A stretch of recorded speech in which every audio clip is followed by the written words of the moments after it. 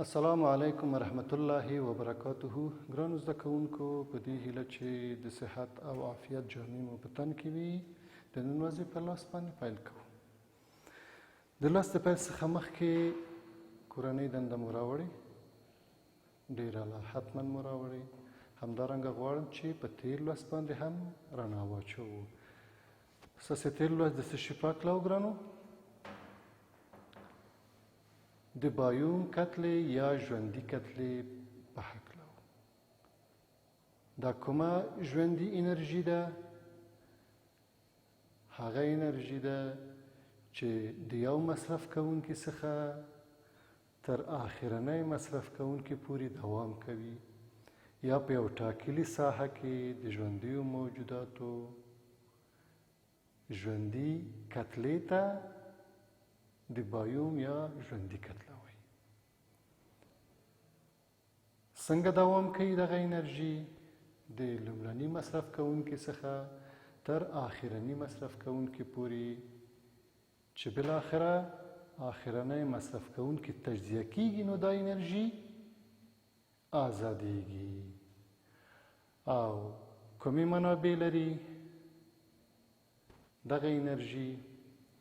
مثلا د خوړو په لحاظ باندې یو مثال دا دی که موږک د نباتاتو څخه خواړه لاسته راوړي، نو لومړی مصرف کوونکی موږک دی. دویم مصرف کوونکی د موږک نه چې کار اخلي چې هغه مار دی. او دریم مصرف کوونکی چې باز یا باښه دی چې له مار څخه کار اخلي، بالاخره باښه له منځه ځي او انرژي آزادیږي. همدا انرژي چې په یو ټاکلې ساحه کې وشو، دې ته څه وایي؟ د بایوم انرژي یا ژوندي انرژي دې ته وایي. دا ستاسې تېر لوستو. اوس راځو چې د همدې انرژیو د ساتنې په هکله غواړم چې تاسو ته معلومات درکړم. نو نن به موږ او تاسو د بیولوژي د مضمون د 8م ټولګي 5م څپرکي ستاسې د کتاب مخونه 22 مخ دی او د لوست په لحاظ 40م لوست دی، چې د طبیعي زیرمو د ساتنې تر عنوان لاندې دی، چې زه عبدالصمد مسلم تاسو ته وړاندې کوم. همدارنګه ګرانو زده کوونکو، د لوست د پیل څخه مخکې د معمول په څېر غواړم چې د دې لوست مهم موخې تاسو ته هم ووایم، چې موږ به دغه موخو ته باید د درس تر پایه ورسیږو. موږ به طبیعي زیرمې وپېژنو، همدارنګه د طبیعي زیرمو نه کار اخلو. نو چې کار اخلو باید څنګه وکړو؟ ساتنه یې وکړو، ځکه که ساتنه یې ونه کړو له منځه ځي. راځو خپل اصلي لوست ته. بسم الله الرحمن الرحیم. د طبیعي زیرمو ساتنه. موږ او تاسو په تېرو لوستونو کې هم ولوستو چې طبیعي زیرمې ډېرې دي چې الله تعالی زموږ او ستاسو په طبیعت کې پیدا کړی. یعنې موږ د دې زیرمو پیدا کوونکي نه یو، یعنې دا مصنوعي انرژي نه دی. طبیعي انرژي هغه انرژي ده چې په طبیعت کې الله تعالی موږ ته پیدا کړی، او دا په دوه ډوله دی چې نوي کېدونکي دي، نه نوي کېدونکي. نوي کېدونکي په دې معنا ده چې موږ له دې نه دوامدار کار اخلو، له منځه نه ځي، دوامداره ده، په طبیعت کې دوران کوي. لکه څه شی؟ لکه اوبه. تاسې د اوبو دوران په تېرو لوستو کې ولوست، چې اوبه په ځمکه کې په بړاس بدلیږي، په هوا کې بیرته په یخه ساحه کې یخیږي، د باران ګلۍ او د واورې په شکل بیرته ځمکې ته راکوزیږي.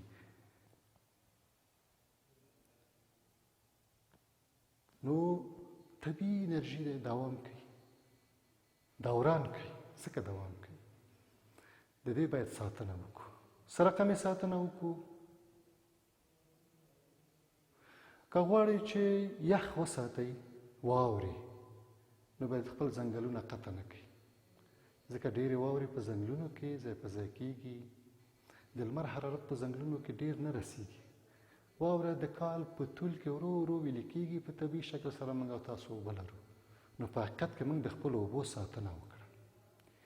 د اوبو لپاره باید مختلف ذخیرهګاوې ولرئ چې اوبه مهار کړي. د اوبو مهار کول یو د اوبو د ساتلو یا د طبیعي منابعو د ساتلو مهمه مسئله ده. د اوبو په مهار کې موږ کولی شو چې بندونه جوړ کړو. د بندونو په جوړولو کې هم د برق انرژي د همدې اوبو څخه اخلو، او هم د اوبو د مهار په وسیله سره کولی شو چې خپل لوی لوی دښتې، کروندې، باغونه خړوب کړو، او هم د څښاک اوبه ذخیره کیږي. ځکه د دې اوبو یو مقدار د ځمکې په تل کې یا د ځمکې لاندې ذخیره کیږي. او که اوبه همداسې موږ نه لاړ شي لکه چې اوس روان دی، نه مو ترې د برق استفاده وکړه صحیح، او نه مو ترې د باغونو د دښتونو په آبادولو کې. نو د اوبو مهار، د ځنګلونو ساتل، دا د طبیعي زیرمو یوه مهمه لاره ده. او همدارنګه ګرانو زده کوونکو، د باد ساتنه سره کم کیږي. د اوبو مثلا موږ وویل چې بندونه باید جوړ شي، د ځنګلونو ساتنه،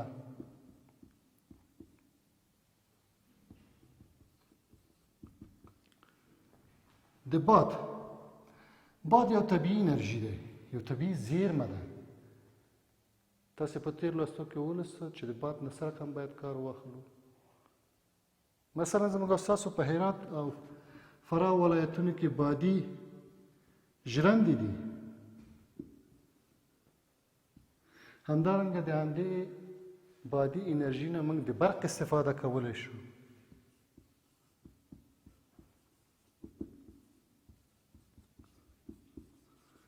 نو دا د طبیعي منابعو یا سرچینو ساتنه ده. همدارنګه ګرانو زده کوونکو، د لمر نه موږ او تاسو مستقیما د لمر نه کار اخلو. همدارنګه د سولري انرژي یا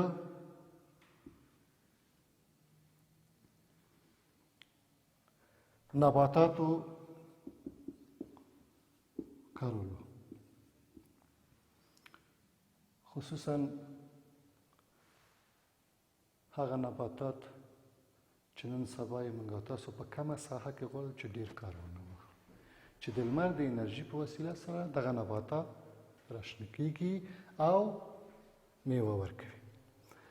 همدارنګه ګرانو، د نه نوي کېدونکو منابعو څخه څنګه ساتنه کولی شو؟ مثلا د ګازو نه، د تیلو نه، د ډبرو سکرو نه. کله چې مو د نوي کېدونکي انرژي ډېر وکاروو، نو پخپله زموږ ګاز، زموږ نفت، تیلونه او د ډبرو سکاره ذخیره کیږي. ځکه موږ ویلو چې دا نه نوي کېدونکې انرژي ده، بالاخره له منځه ځي. که تاسې د ډبرو سکرو کان یا د تیلو یا د ګازو کان نه استفاده وکړي، بالاخره ختمیږي. او ضرر یې دا دی چې د دې نه که ډېره کار واخلو، زموږ هوا هم ککړوي. نو باید نوي کېدونکې انرژي ته ترجیح ورکړو. له اوبو نه، باد نه، لمر نه باید ډېر کار واخلو، تر څو چې زموږ ګاز و نفت، ډبرې سکاره هم ذخیره شي، او بله ګټه یې دا ده چې هوا هم ککړ نشي.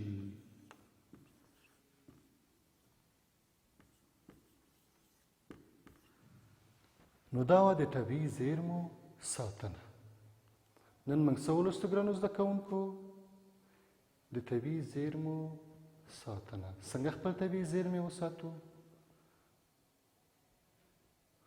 څو ډوله طبیعي زیرمې لرو؟ دوه ډوله، یو نه نوي کېدونکي دي، یو نوي کېدونکي دي. که موږ د نوي کېدونکي انرژي نه ډېر کار واخلو، له نوي کېدونکي طبیعي انرژي چې اوبه، باد او لمر دی، له ده نه ډېر کار واخلو، نه نوي کېدونکي انرژي مو هم له منځه نه ځي. ذخیره کیږي او هم هوا نه ککړیږي. نو خپل طبیعي منابع باید وساتو او له هغه نه مناسب کار واخلو، د ضرورت په اندازه باندې کار واخلو. نو دا زموږ ستاسو د نن ورځې لوست. اوس مو خپلې کتابچې پرانیزئ او کورنۍ دنده ولیکئ.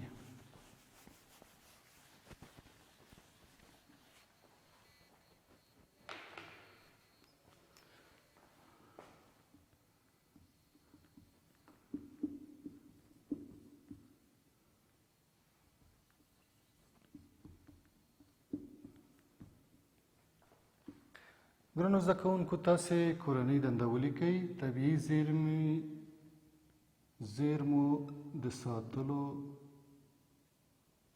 په هکله خپل نظریات ولیکئ.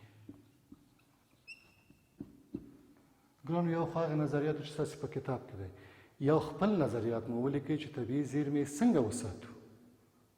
دا اوس ستاسې د نن ورځې لوست. نور مو په لوی او بخښونکي الله سپارم. د خدای په امان.